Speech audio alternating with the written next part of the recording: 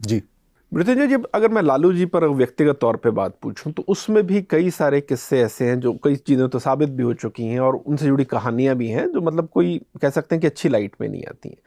एक उनमें जिस तरह से उनकी बेटी की जब शादी थी उसका किस्सा बड़ा मशहूर है, उनकी बेटियों की जो मेडिकल डिग्री थी उस पर सवाल खड़े होते हैं, और फिर चारा घोटाला हुआ। मैं चाह रहा हूँ कि इस पर भी अगर एक एक तरीके से हमारे दर्शकों को बताएं कि ये जो चारा घोटाला उस वक्त हुआ, पहले तो कैसे ये सामने आया और कितना बड़ा था और किस तरह से वो पूरा जो सिस्टम था उस वक्त ऑपरेट कर रहा था, क्योंकि अगर मैं गलत नहीं तो 900 करोड़ के आसपास का था। बिल्कुल। मतलब आज की तारीख में कल्पना करना मुश्किल है कि आज से 27-28 साल अगर मैं गलत नहीं हूं पहले 900 करोड़ जो कई स्टेट का बजट भी नहीं होता था, इतना बड़ा घोटाला हुआ। कैसे हुआ वो? तो 1996 के आसपास आप देखेंगे तो मुझे लगता है वो लालू जी का पीक था। 95 के इलेक्शंस वो जीत चुके थे। जैसे मैंने कहा 90 का इलेक्शन तो जनता दल ने जीता था, 95 करीब करीब उनके चेहरे पे लड़ा गया था। ठीक है। और वो जीत कर आए तो एक प्रकार से वो पुरोधा बन गए समाजवाद के और आवाज देने के, हक देने के, जो भी कह लीजिए। जनता दल के राष्ट्रीय अध्यक्ष बन गए वो, राष्ट्रीय। और उस समय संयुक्त मोर्चा की सरकार बनी थी एक के बाद, और वो प्रधानमंत्री पद के उम्मीदवार भी थे। तो उनका पीक आप मान सकते हैं उस समय था। लेकिन कहते हैं कि जब इंसान का वक्त बुरा चल रहा हो तो अगर वो ऊंट पे भी बैठा हो तो कुत्ता काट लेता है। तो लालू जी के साथ वही हुआ। 1996 में ही मल्टीपल घटनाएं हुई। एक तो फिनांस सेक्रेटरी थे वीएस दुबे, बाद में चीफ सेक्रेटरी बने इनफैक्ट। तो वीएस दुबे ने कहा कि, और उस समय ना न्यूज़पेपर्स में आप देखेंगे कि अक्सर ऐसे हेडलाइंस होते थे, मुझे भी याद है बचपन में, कि शिक्षकों का वेतन 10 माह से लंबित है। पुलिस कर्मियों का वेतन 3 माह से नहीं मिला, विरोध प्रदर्शन। मेरा सरकारी कर्मचारियों का वेतन भी इतना डिलेड हो जाता है। शायद ही कोई ऐसा सरकारी कर्मचारी वर्ग हो जिसको लगातार महीने दर महीने समय पे वेतन मिलता हो। मैं रिस्पॉन्सिबिलिटी के साथ कह रहा हूं, कोई भी एक कर्मचारी वर्ग कह दे कि हर महीने हमें लगातार 5 साल पूरा वेतन मिला, नहीं मिलता था। कभी इसकी लंबित है, कभी उसकी लंबित है। तो वीएस दुबे ने कहा कि यार बड़ा मुझे आश्चर्य हो, इंटरव्यू में कहा कि एक तो हम बिहार में कोई डेवलपमेंट का काम नहीं कर रहे हैं, कोई इंफ्रास्ट्रक्चरल प्रोजेक्ट नहीं कर रहे हैं, कोई रोड सड़क पुलिया ये सब तो बन नहीं रही है यहाँ पे। तो जो भी पैसे आते हैं सेंट्रल असिस्टेंस के भी आते हैं, वो तो जाता कहाँ है फिर? हम अगर सैलरीज भी नहीं दे पा रहे हैं, which is a revenue expenditure, जो तो मतलब खर्च होना ही है बिल्कुल, तो वो भी नहीं दे पा रहे, तो फिर पैसा जा कहाँ रहा है?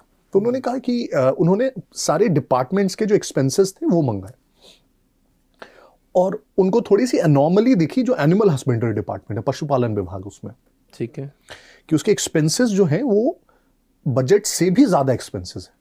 और बिहार में बजट से ज्यादा एक्सपेंस हो रहा है, मतलब बहुत काम हो रहा है उस विभाग में, लेकिन और वो भी पशुपालन विभाग, पशुपालन में। तो उन्होंने एक वन लाइनर फैक्स भेजा जितने भी कलेक्टर्स थे सारे डिस्ट्रिक्ट्स के, कि आप अपने अपने यहाँ जो भी आपके पशुपालन का खर्च है वो थोड़ा चेक करके हमको वापस रिपोर्ट बैक कीजिए। और चाईबासा में उस समय कलेक्टर थे अमित खरे साहब। अमित खरे साहब अभी पीएमओ की टीम में। तो चाईबासा में उन्होंने रेड किया वहां के पशुपालन एनिमल हस्बेंड्री डिपार्टमेंट पे, और उनको जो रिपोर्ट दिखी वो उसमें ये देखा कि जो बजट है उससे 3 गुना खर्च हुआ है। और ना सिर्फ 3 गुना खर्च हुआ है, बल्कि जितने भी रिसीट्स और वाउचर्स है प्राइमा फेसी सभी फेक है। राइट।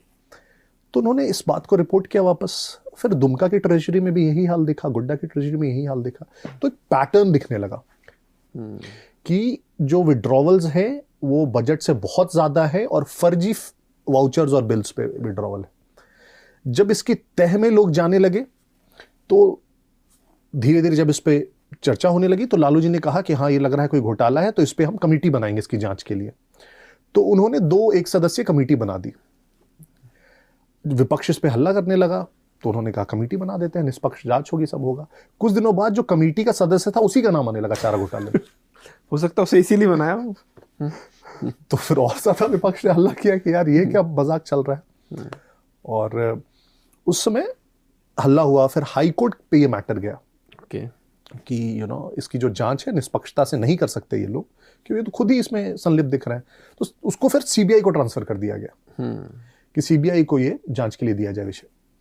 सीबीआई को ट्रांसफर, अब इसमें भी कहते हैं कि पॉलिटिक्स थी। पॉलिटिक्स ये थी कि उस समय पीएम थे देवेगौड़ा, और देवेगौड़ा और लालू की पंती नहीं थी आपस में। तो कहा जाता है कि देवेगौड़ा ने जानबूझकर इसको सीबीआई को दिया ताकि लालू जी को मुट्ठी में रखा जा सके।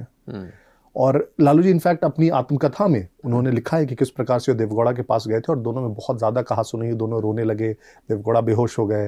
लालू उनको कहते हैं कि आपको प्रधानमंत्री बनाना मेरे जीवन की सबसे बड़ी गलती थी। देवगौड़ा ने भी भला बुरा कहा, इनकी आत्मकथा में लिखी हुई है। तो कहा जाता है कि देवगौड़ा ने बेसिकली उनके पीछे सीबीआई को छोड़ दिया। सीबीआई की जांच जब होने लगी तो अब ये बड़ा हो चुका था, इसको कंटेन करना मुश्किल था। बीच में लेकिन संयुक्त मोर्चा की सरकार गिर जाती है और प्रधानमंत्री बन जाते हैं आई के गुजराल। आई के गुजराल लालू के लिए बहुत फेवरेबल इसलिए होते हैं क्योंकि 92 में इन्होंने आई के गुजराल को पटना से चुनाव लड़वाया था। ओके। और वो फिर आई के गुजराल को ऑफर देते हैं कि जहां से भी आपको चुनाव लड़ना है, और फिर राज्यसभा भी भिजवाया था लालू जी ने उनको बिहार से ही, और फिर उनको ऑफर देते हैं कि जहां से भी आपको बिहार में चुनाव लड़ना है आप सीट चुन लीजिए, हम आपको लड़वाएंगे। तो आई के गुजराल का एक प्रकार से कर्ज था उनके ऊपर। तो जोगिंदर सिंह जो सीबीआई के उसमें डायरेक्टर होते हैं, वो इनफैक्ट वो लिखते हैं अपनी आत्मकथा में, उन्होंने कहा उनको आई के गुजराल का इनफैक्ट फोन आया और आई के गुजराल ने उनको कहा कि इस मैटर पे थोड़ा स्लो जाइए।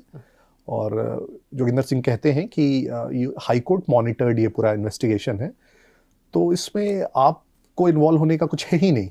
हाई कोर्ट मॉनिटर कर रहा है और हम जांच कर रहे हैं, तो इसमें सरकार का तो कोई लेना देना है ही नहीं। तो कहते हैं कि मैं तुम्हारा पीएम हूं। तो जोगिंदर सिंह अपने भाषा में उन्होंने कहा होगा, लेकिन उन्होंने कहा कि आप पीएम हैं, लेकिन इसी कारण से आपको इसमें घुसना ही नहीं चाहिए। बिल्कुल, है ना। फिर वो जोगिंदर सिंह कहते हैं कि उनको होम मिनिस्टर का भी फोन आया, उनको समझाया गया कि अपने ऊपर क्यों ले रहे हो, क्यों ये सब कर रहे हो। बट तब तक वो घोटाला इतना चर्चित हो चुका था और इतना बड़ा हो चुका था कि मुझे लगता है कि वो कंटेन करना किसी के बस की बात नहीं थी। उसकी चर्चाएं होने लगी थी, बहुत सारे उसकी फनी कहानियां आने लगी थी कि किस प्रकार से एक पशु को ढोने के लिए, एक गाय को ढोने के लिए जिस गाड़ी का नंबर दिया गया, वो गाड़ी एक्चुअली में एक स्कूटर निकली। तो ऐसी बहुत सारी कहानियां सामने आने लगी थी। तो धीरे धीरे जब सीबीआई ने अपनी रिपोर्ट दाखिल की और सीबीआई ने फिर एस्टिमेट करके कहा कि 900 करोड़ रुपए घोटाला है। आपने सही कहा, बहुत सारे इंडिया के स्टेट्स हैं इसकी बजट नहीं थी उस समय 900 करोड़ रुपए। और सब लोग, आधे लोग तो ये इमेजिन नहीं कर पाए कि 900 करोड़ कितना होता है, कितना होता है। उसमें करोड़ वरोड़ जितनी आसानी से आजकल हम लोग बोल लेते हैं लोग, it used to be huge sum. तो जब ये 900 करोड़ रुपए का घोटाला हुआ और फिर दिखने लगा साफ साफ लालू जी का रोल, फिर सीबीआई परमिशन लेती है गवर्नर का उनको इम्प्लीकेट करने के लिए। और जिस प्रकार से पटना में एक माहौल बनता है, क्योंकि उस समय तक लालू राजा हो चुके थे बिहार के, वो सिर्फ मुख्यमंत्री नहीं थे। हाँ, जो आप बता रहे हैं, ठीक। और किसी को ये कभी किसी ने सपने में भी नहीं सोचा था कि लालू गिरफ्तार हो सकते हैं और जेल जा सकते हैं। मतलब ये सब अकल्पनीय है। बिल्कुल। भले ये हम इतिहास में थोड़ा सा सोच सकते हैं क्या लोकतंत्र है, कोई भी जेल जा सकता है, उस समय ये सब नहीं चलता था। बिल्कुल। तो और मेरे बुक में वो लाइंस कोट किए हैं कि उनके जो समर्थक थे वो कहते थे कि अरे लालू का चेला जो है शहाबुद्दीन, उसको आज तक तो पुलिस हाथ ही नहीं लगा पाया। शहाबुद्दीन पुलिस ऑफिसर को थप्पड़ मार देता है और ये पुलिस वाला लोग लालू को छू लेगा, which is logical. But again मतलब सबकी किस्मत खराब होती है। और फिर पूरी पटना को छावनी में तब्दील कर दिया जाता है जिस दिन उनको गिरफ्तार करना होता है। और लालू जी को भी समझ में आ जाता है कि अब उनके पास बचने का कोई उपाय नहीं। और गिरफ्तारी के पहले लालू जी अपने सारे एमएलएस की बैठक बुलाते हैं। और तब तक इधर से बाकी जो लीडर्स थे, और लालू तब तक जनता दल पार्टी में ही थे, तो बाकी जितने भी लीडर्स थे, चाहे रामविलास पासवान थे, शरद यादव थे, वो लोग लालू जी का इस्तीफा मांगने तब तक लगते हैं। और लालू जी फिर अपने सारे एमएलएस की बैठक बुलाते हैं, अपनी पार्टी तोड़ के नई पार्टी बना लेते हैं आरजेडी। और उसी समय राबड़ी देवी को वो किचन से निकालते हैं और बोलते हैं कि आज से तो मुख्यमंत्री हो। राबड़ी जी रोने लगती हैं कि अरे हम कैसे करेंगे, हमको तो कुछ नहीं पता। तो कहते हैं कोई बात नहीं, तुम आज से मुख्यमंत्री हो। और राबड़ी जी मुख्यमंत्री बन जाती हैं और फिर लालू जी को जेल जाना पड़ता है। तो अभी ये जो पूरी कहानी बता रहे हैं, दो कैरेक्टर मेरे दिमाग से निकल नहीं रहे। एक तो सकारात्मक सेंस में जोगिंदर सिंह का, जिनका आपने जिक्र किया, तो जैसे हर कहानी में कुछ हीरो या ईमानदार लोग होते हैं जो किसी तरह के दबाव में टूटते नहीं है, और ऐसे ही लोग समाज को दिशा देते हैं। तो उनके लिए मन में बड़ा रिस्पेक्ट है कि जब आपको देश का पीएम भी कहे, लेकिन तब भी आप में इतना नैतिक साहस हो कि आप पड़े रहें। और दूसरा, बड़े दुख के साथ ये भी सोचना पड़ रहा है कि अगर आई के गुजराल उस वक्त देश के पीएम थे और एक पीएम को पता है कि इतना बड़ा घोटाला हुआ है, लेकिन वो अपना राजनीतिक एहसान चुकाने के लिए इतने बड़े घोटाले में एक शख्स को, जांच अधिकारी को कह रहा है, सीबीआई डायरेक्टर को कह रहा है कि इसको जांच को हल्के में करो।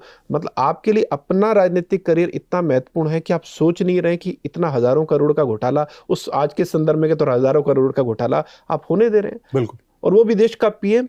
मतलब किसी ने राजनीतिक एहसान किया तो आप उसके लिए छोटा मोटा राजनीतिक एहसान नहीं दे सकते, लेकिन मनपसंद सीट से आप चुनाव जीत जाए इसके चक्कर में आप 900 करोड़ के घोटाले में किसी को बरी होने देंगे, तो ये, और वो भी कोई छोटा मोटा आदमी नहीं, अगर देश का पीएम ऐसी सोच रखता था तो मतलब ये। और देखिए एक ऐसा पीएम, जैसे एक तो बोल सकते हैं कि जो ऐसा पीएम है, राबड़ी देवी, अगर उन्होंने कुछ भी किया तो अक्सर एक्सक्यूज होता है कि पढ़ी लिखी नहीं थी, हाँ, है ना, तो क्या समझ आएगा। आईके गुजराल तो डिप्लोमेट रहे हुए थे, मतलब as educated as somebody could be. और अक्सर हम कहते हैं पॉलिटिक्स में ना यार, कोई पढ़ा लिखा व्यक्ति बनेगा तो दशा और दिशा दे पाएगा, उनसे ज्यादा पढ़ा लिखा कौन था। हाँ। लेकिन अगर वर्स्ट पीएम्स आप निकालेंगे या सबसे लीस्ट नोन पीएम्स निकालेंगे आप इंडिया के, तो आईके गुजराल आएंगे शायद। चलिए, हम किसी पर उस तरह से टिप्पणी ना करें, लेकिन अगर हम तथ्यों पर ही बात कर ले तो तथ्य तो ज्यादा खुश करने वाले नहीं है। बिल्कुल। हमारे पिछले पॉडकास्ट में शिव खेड़ा जी आए थे तो उन्होंने एक बड़ी अच्छी बात कही कि ज्यादातर जो देश होते हैं उनको लगता है स्किल डेवलपमेंट से देश आगे बढ़ेगा, जबकि देश बढ़ता है चरित्र डेवलपमेंट से, कैरेक्टर के आने से। तो आपने बात सही कर दी कि अगर हो सकता है आप डिप्लोमेट भी रहे हो, लेकिन अगर आप में ये भेद नहीं है कि देश के लिए क्या सही है और आपके लिए क्या सही है, तो फिर वहां पर आकर सारी चीजें फेल हो जाती हैं।